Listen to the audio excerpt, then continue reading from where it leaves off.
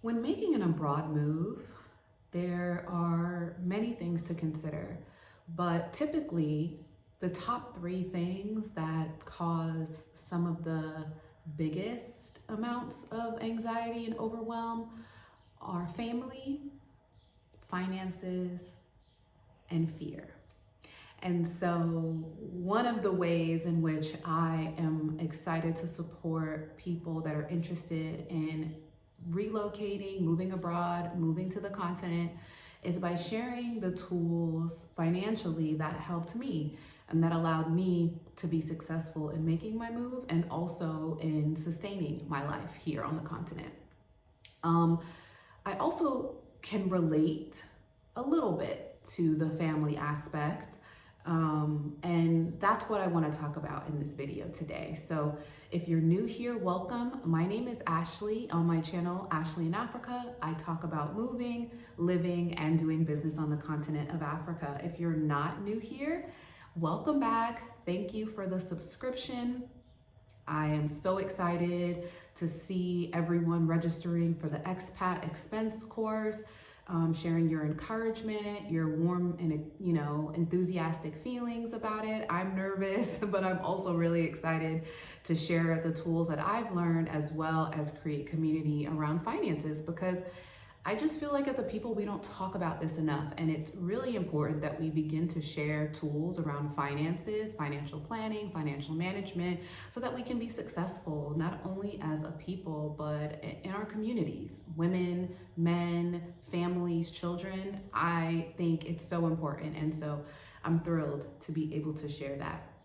But in this video, I want to specifically talk about how my family and friends responded to my move to Africa. And I want to say it's a bit of a mixed bag. It was probably really, when I think about it, because I was super intentional about spending time to recognize the valuable relationships that I have in my life and not spending so much time speaking about the relationships that shifted, changed, went away, because I did a lot of that in the beginning, and speaking about how I realistically felt that I had lost certain friendships. But what I realized, hindsight, is something that I'll share at the end of this video. So let's jump into this.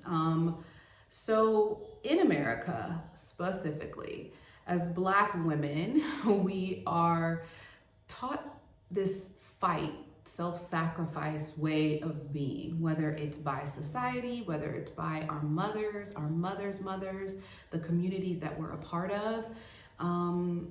It's just, we see our elders through a lens of what have they done, what have they given, what have they sacrificed.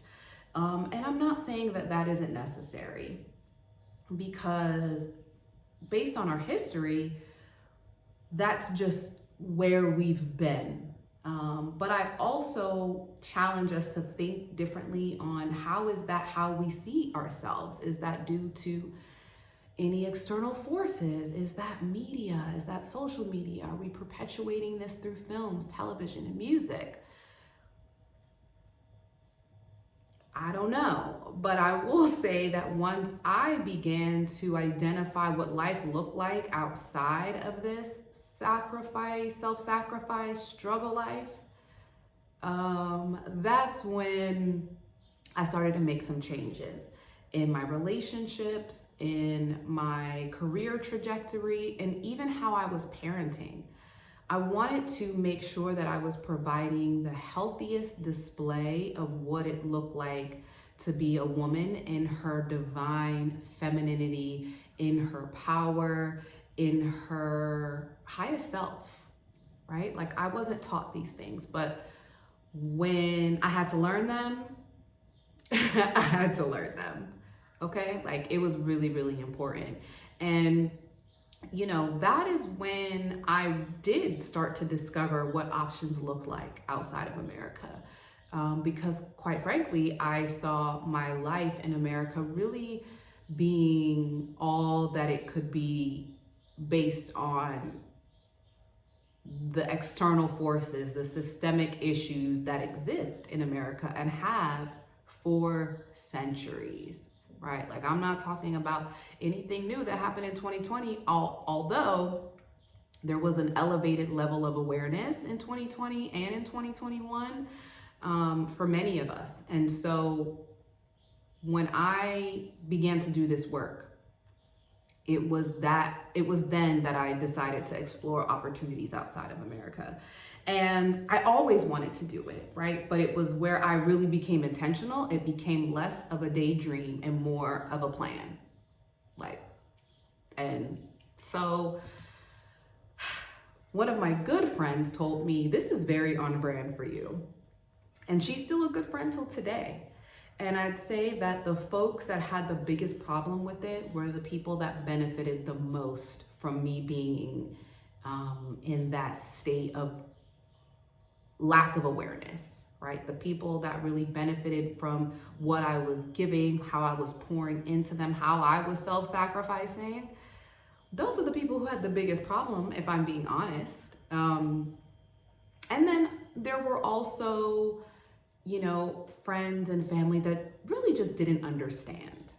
And those folks, they still were supportive. Some of them, right? Some of them, I digress. They didn't understand based on my destination, right? So I'll speak about it that way. The ignorance and the propaganda surrounding the African continent, we talk about it all the time, is very real. And if I would have said, oh, I'm packing up my girls to go to Paris, France, or we're gonna move to London, we're gonna move to the UK, or we're gonna head to Canada, I know I wouldn't have got the level of pushback that I did. But when I told people that I was going to Africa, that's when all of the shenanigans came out of the woodworks. The lack of perspective that I know somebody who works with an African who feels this way about Americans. Like, all of these people with unstamped passports, maybe don't even have passports, that had all of these perspectives and opinions to share. Those were also the people that didn't understand.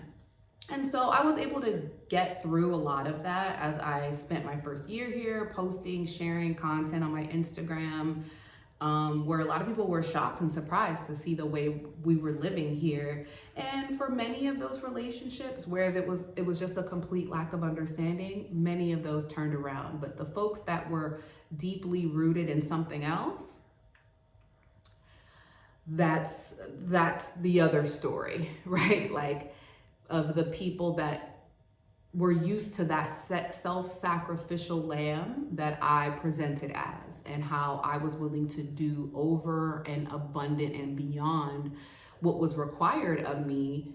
And I wasn't doing that anymore.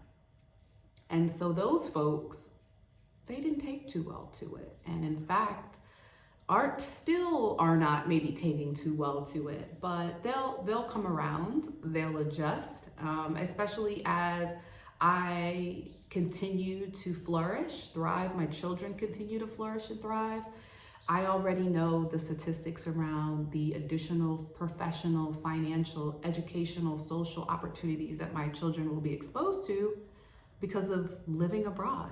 I'm aware of those things, and I'm investing in their future in an environment that is safe for them to just be children. And I don't have these conversations anymore in ways that are combative or in trying to convince people. These are more conversations that I have with people that are looking to move abroad, and we're sharing in that sentiment. And so anything that they have questions about or they need talking points around, I share with them so that they can share with their loved ones, specifically with the folks that may not understand. Not the people that benefited from your lack of self-awareness. They'll never understand. They'll always have a reason why, because they know you to be a person who you aren't anymore, right? Like, you're not that person. You're not asleep at the wheel. You recognize that you have options. You recognize that there is a life and a place where you are going to be treated best, and you can honor yourself and not fall into this self-sacrificing struggle life that many people, specifically Black women in America, are expected to live under, right? And so for the most part, really when I dissect it and I lean into the love and the affection and the support that I've received, it's about 50%. People who are excited, that are planning their visits, that are welcoming me whenever I decide to come back to the US. And then the 50% that, they'll just have to watch along, and kind of see what happens.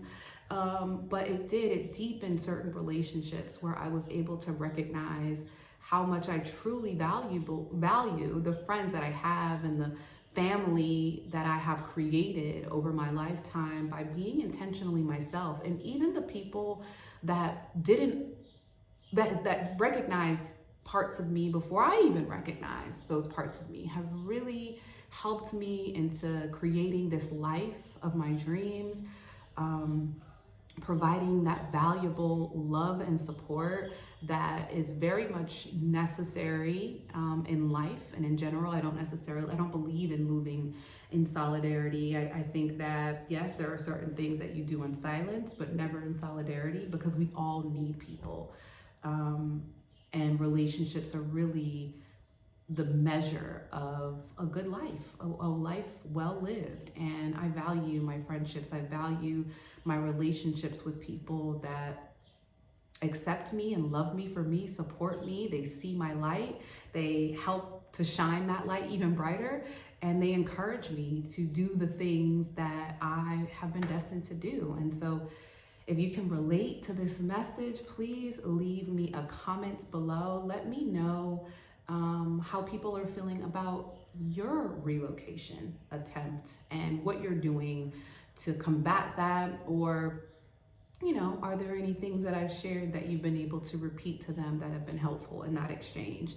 And if you think someone else would find value, please be sure to share it with them, and make sure you're subscribed to this channel if this content is of value to you, so that you get updates on when I post new videos. And be sure to click the link below to register for the Expat Expense course, where I go even deeper on how to make sure that you provide everything that you need in the event that family does need to be contacted, or does need to feel a little bit more at ease, to make sure that you've got your finances and your wishes and to-dos in order. Right? So click the link below, visit us at ashleyinafrika.com to learn more about that course. We're heading into our full price next week, so be sure to take advantage of our pre-launch special of $89 while it lasts. So I can't wait to see you in the next video. We'll talk soon.